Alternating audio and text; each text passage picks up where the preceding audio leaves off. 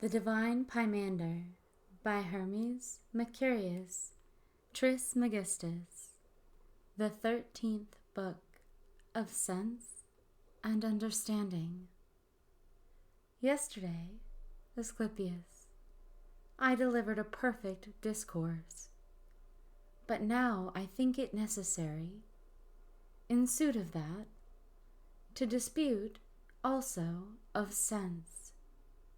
For sense and understanding seem to differ, because the one is material and the other essential. But unto me they appear to be both one, or united, and not divided in men, I mean. For in other living creatures, sense is united into nature, but in men to understanding. But the mind differs from understanding, as much a God from divinity. For divinity is from under God, and understanding from the mind. Being the sister of the word or speech, and they the instruments, one of another. For neither is the word pronounced without understanding, neither is understanding manifested without the word. Therefore, sense and understanding do both flow together into a man, as if they were enfolded one within another. For neither is it possible without sense to understand, nor can we have sense without understanding. And yet it is possible, for the time being, that the understanding may understand without sense, as they that fancy visions in their dreams. But it seems unto me that both the operations are in the visions of dreams, and that the sense is stirred up out of sleep into awakening. For man is divided into a body and a soul. When both parts of the sense accord one with another, then is the understanding childed or brought forth by the mind pronounced. For the mind brings forth all intellections or understandings, good ones, when it receiveth good seed from God, and the contrary when it receives them from devils.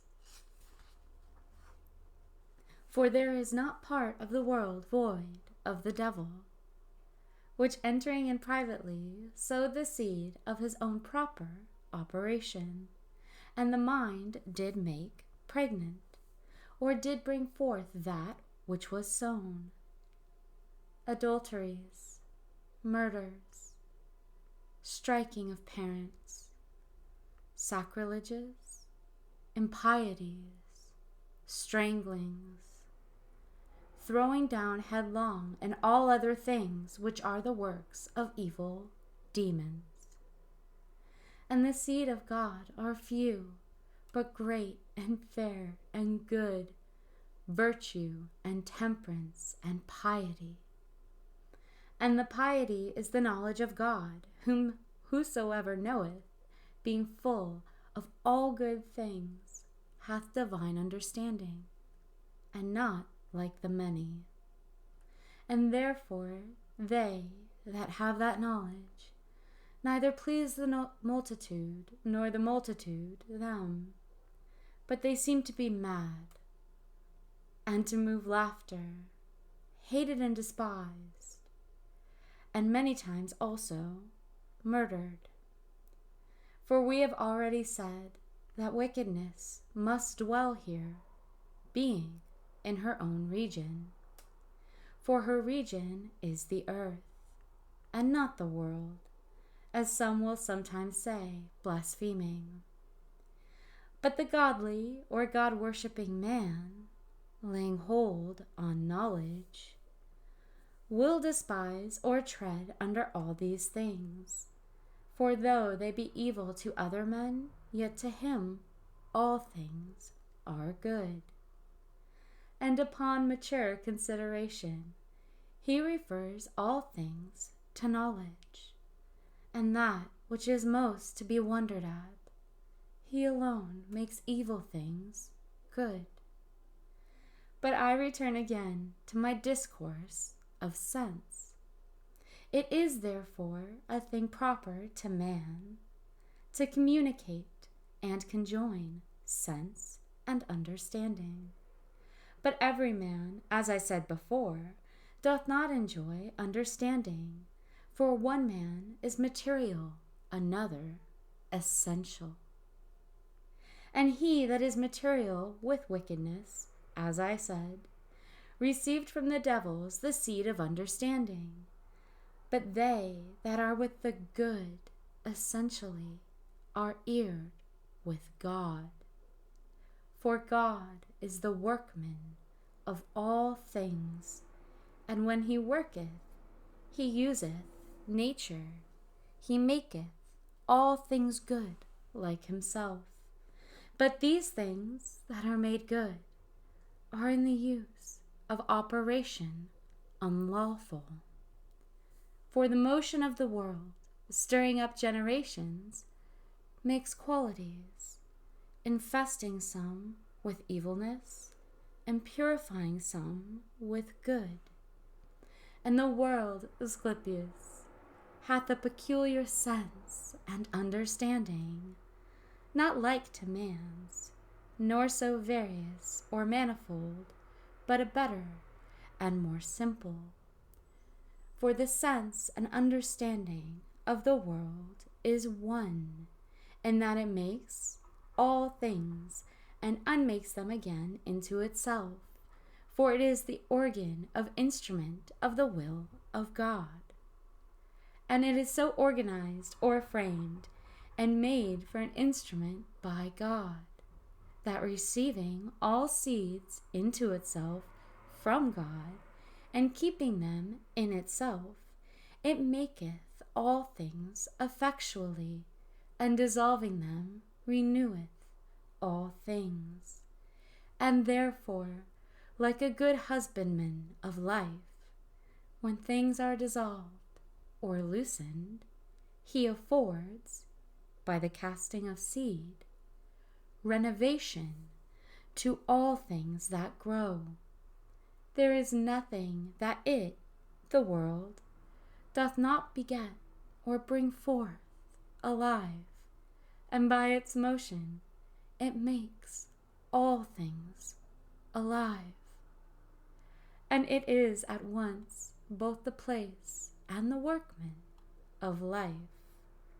But the bodies are from the matter in a different manner, for some are of earth, some of water, some of air, some of fire, and all are compounded, but some are more compounded, and some are more simple. They that are compounded are the heavier, and they that are less are the higher.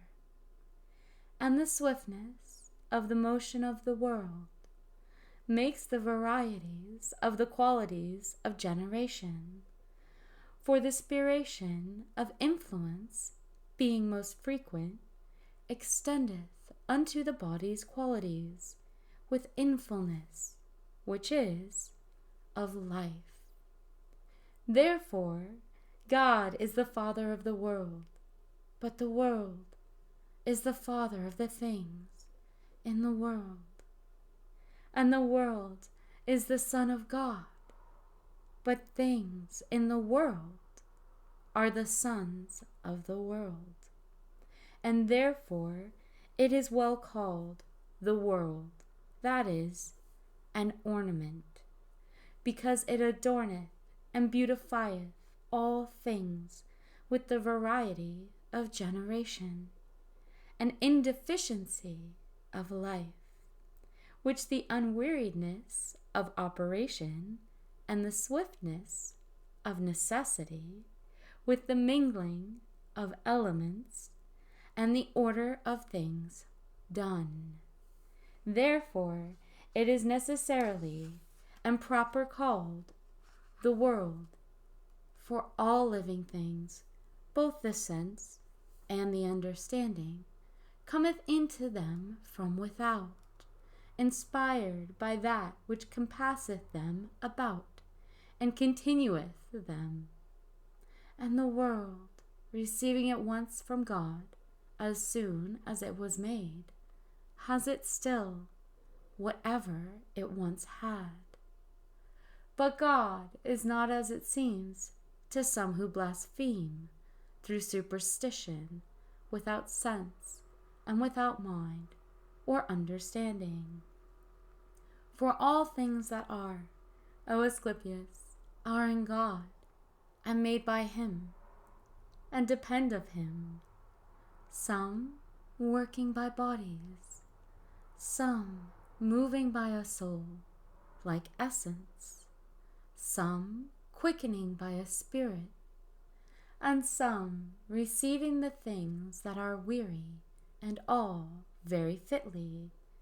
Or rather, I say, that he hath them not.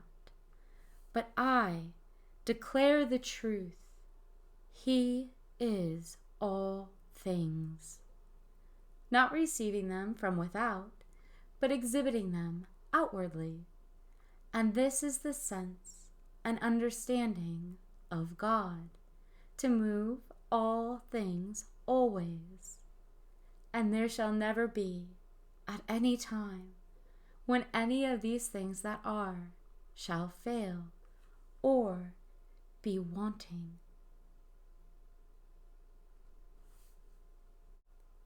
When I say the things that are, I mean God. For the things that are, God hath, and neither is there anything without him, nor he without anything. These things, O Asclepius, will appear to be true if thou understand them. But if thou understand them not, incredible. For to understand is to believe, but not to believe is not to understand. For my speech or words reach not into the truth, but the mind is great, and being led or conducted for a while by speech, is able to attain to the truth. And understanding all things round about, and finding them consonant and agreeable to those things that were delivered, and interrupted by speech, believeth, and in that good belief resteth. To them, therefore, that understand the things that have been said of God, they are credible. But to them that understand them not, incredible. And let these, and thus many things, be spoken concerning understanding and sense. The end of the 13th book of Sense and Understanding of the Divine Pymander by Hermes Mercurius Trismegistus.